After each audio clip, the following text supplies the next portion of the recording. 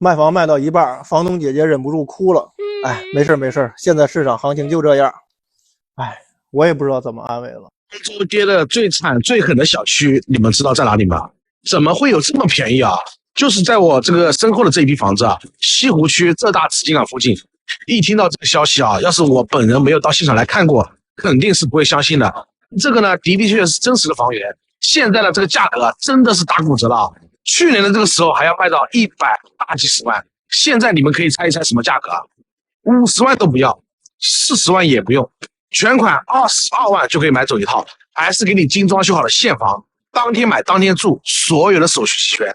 中国房市持续萎靡，房地产行业正在经歷寒冬。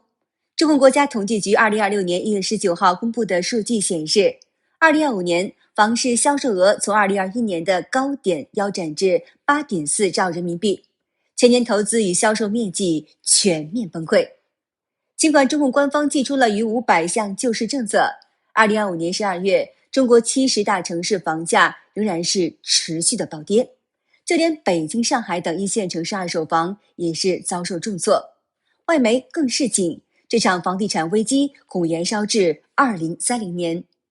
本期節目，我們就來一起了解一下中國房市的最新現狀。現在啊，你要是不還房貸，銀行可能都懶得拍賣你的房子了。就說鄭州吧，斷供的至少有50萬戶。2025年第一季度的法拍房就有10幾萬套，比去年同期呢漲了好幾倍。後面呢，咱們等一等整年的數據啊，想想都恐怖啊。更讓人揪心的是呢，這個法拍房的數量一個勁兒的漲。成交率呢，去年20%都不到，也就是說，銀行收走的這50萬套房子，基本上都是賣不出去的，最後呢，就成了不值錢的鋼筋水泥。最近呢，有媒體報道，銀行都已經開始拒收斷供房了，有些人呢，斷供都已經1-2年了，銀行不光不查封房子，經理呢，還天天打電話，拎着水果上門，讓他呢，每年還一點就行。房價了，真的不能再跌了，兄弟們，你們知道現在寧波1月份的二手房市場有多殘忍嗎？真的是血腥的一批了。現在賣出來的很多二手房的價格了，真的是已經超乎我輝哥的想象力了。像寧波府這段時間在成交的基本上都只有400出頭，現在竟然還有一套2樓390萬都能賣了。我這個籠子從12000現在跌到了4000，跌了2/3。我現在銀行裡還有貸款，我不知道怎麼辦了，兄弟們，我不知道怎麼辦了。賣吧，我怕妻離子散，人財兩空。因為兄弟們應該知道啊，我有媳婦兒，但是沒有錢要孩子。女人，你把房子賣了，女人會沒有安全感的。感覺惠州的房價真的不能再跌了，再跌下去真的要崩盤了。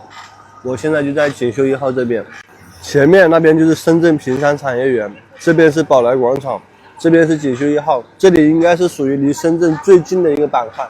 21年的時候，這裡的房子賣3房85平的賣160萬、170萬，現在此時此刻85平的3房2廳2衛，只要65萬就可以拿下。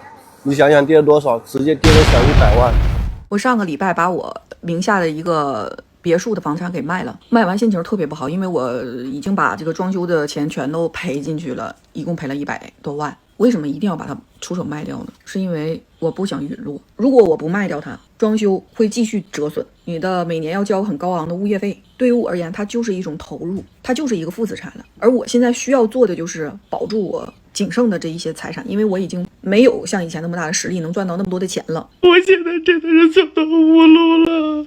如果不是現在萬不得已的情況下，不可能在這種情況下我割肉去賣它。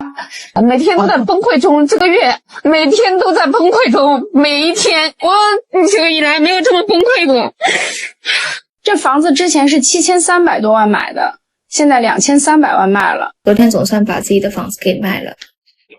大概45萬，對十幾萬的房子，再加裝修什麼加起來差不多400萬。但是說實話，現在行情確實還是挺有感觸的。這套房子的首付也是辛辛苦苦攢了很多年，付了160萬，然後5年的時間吧，2020年到現在。昨天賣完以後發現首付全部都快沒了，甚至說加上裝修還不夠，心裡特別感慨。我已經斷供了，已經斷供半年多了，今年這個年都沒辦法過了。現在是妻離子散，我的房子也已經被查封了。2019年房價高位的時候，在東莞長平買了一套價值300萬的房子，首付90萬，貸款210萬，當時月供11000多。去年6月份的時候，因為一些不可抗拒的原因被迫斷供，那時候我才發現貸款居然還有192萬，6年月供才還了79萬，沒想到本金只還了17萬，斷供半年以後被銀行起訴了。中國國家統計局2026年1月19號發布的最新的房地產市場數據顯示，揭露了2025年房市的慘淡境況。有數據顯示，2025年12月，中國70個大城市的新屋價格年跌幅達到了 2.7%， 創下了近5月的最大跌幅。二手房市場則是更為嚴峻，年跌幅達到了 6.1%， 創下15個月來的新高。那麼值得注意的是，過去房價被視為是鐵板一塊的一線城市全面的失守，二手房跌幅以北京的 8.5% 最為驚人，廣州下跌 7.8%， 上海與深圳也分別暴跌了 6.1% 與 5.4%。其實城12月房地產投資同比跌幅達到 36.3%， 新屋銷售和銷售額同比分別下降了 15.5% 和 23.6%。那麼儘管房價投資與銷售全面承壓，但中國官媒仍試圖強調一線城市新房價格環比降幅收窄，並將其解讀為樓市止跌回暖的信號。而民間反映出來的卻是又一種慘況。出來混總是要還的。這個房子我2017年買的，前段時間我給它賣掉去了，150多萬賣掉去了。我們這個區域呢是杭州錢塘區的大學城北，房子呢是一個3室1廳89平的。這個房子呢最高的時候漲到了280萬，我還有2個車位，車位是12萬一個買的，車位那個時候漲到了18萬一個。當我去年想賣這個房子的時候，我發現被套牢了，我200萬開始掛，200萬、190萬、180萬、170萬，一直降，突破你的底線。最後有人出價160萬，就是當天他能全款就能成交掉的。我當時我沒捨得賣，又過了2個月，我150萬賣掉出。我奉勸大家一句啊，就現在你們手上但凡有個房子住，不管是大是小，只要他能住，住着就行了，能将就就将就住，尽量不要去碰房子啊。你看一下，不管现在是新房还是二手房，这个價格是一波接着一波的往下降。比如說買房客戶了，就連我們幹房產的自己想買個二手房，可能你這個月買到手，下個月就要降價了，價格我們自己都很懵，你知道吧？我們的房子可能賣不掉了。2020年花80多萬買的小三室，如今打5折都賣不出去，房子掛中介快1年了，價格從70萬降到65萬，再降到現在的50萬，仍然沒有意向。客戶因為公婆年齡大，想着把這套賣了，再置換一套4室的房子，沒想到這麼難。就在前幾天，中介來電說，有個客戶為了孩子上學想買房，客戶看中了我們這套戶型，但出價只有50萬，如果達成一致，就可以簽合同付全款。